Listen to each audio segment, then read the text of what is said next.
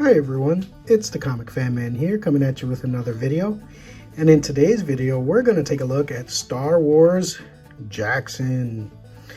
Now, I do want to say before I get into this video, I hope you and yours have a very happy and safe Easter for you and your family.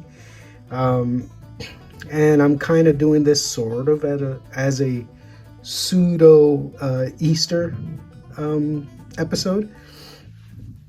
But yeah, in any case, we're taking a look at the Black Series Jaxxon figure. And just like Captain Carrot, just like the White Rabbit, this is based on a very obscure character from the comics, from Star Wars, that was created by Marvel back in the day, late 70s, early 80s. I don't know what it was about the late 70s and early 80s that caused all of these rabbit properties to pop up. But here he is.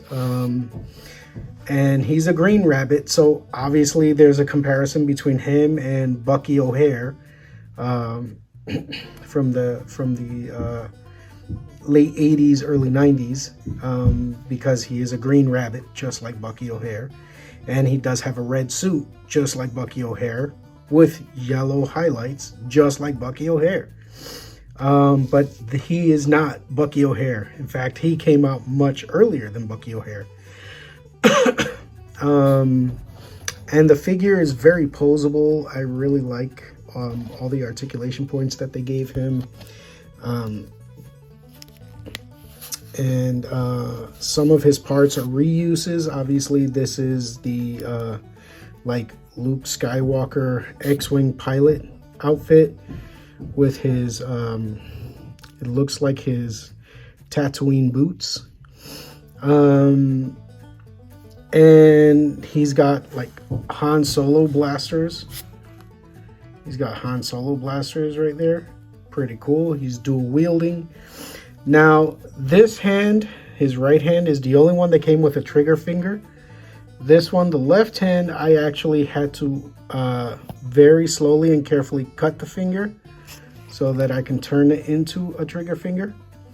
Otherwise, he does not hold the gun properly. I don't know why they gave him two guns and only one gun holding hand.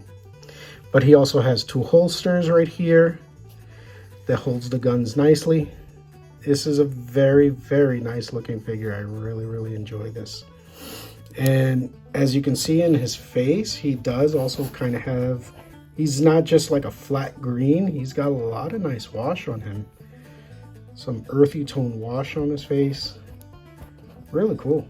I think they really did a nice job on this very obscure, crazy character.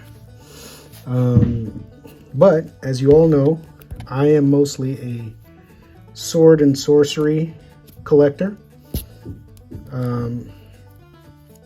So what I do is I found for him his own sword and shield combo, and I'll just put them on so that you can see. His hand is a little loose now because he was holding the gun, but it does tighten up. That's the nice thing about the Hasbro plastic, is that it does tighten up. But there you go. Now he's sword and sorcery for me. This is actually the sword from the Masterverse Teela and her shield. But it fits perfectly into his hand, and as his hand tightens, it does not swing around loosely. Alright, so let's take a look at him with some other figures to compare by. Alright, so here he is alongside my Marvel Legends White Rabbit figure. And she comes with the Demi-Goblin glider, and because she fits on it, I figured I'd just use it for her. I think she looks really, really good. And of course, if you're going to have a rabbit army, you cannot be without the captain himself, Captain Carrot. Yes, this is great. I am so happy with this silly ass look. You know, you got 3 random characters from the 70s and 80s that were given new life in figure form by Hasbro and McFarlane. I really love Captain Carrot.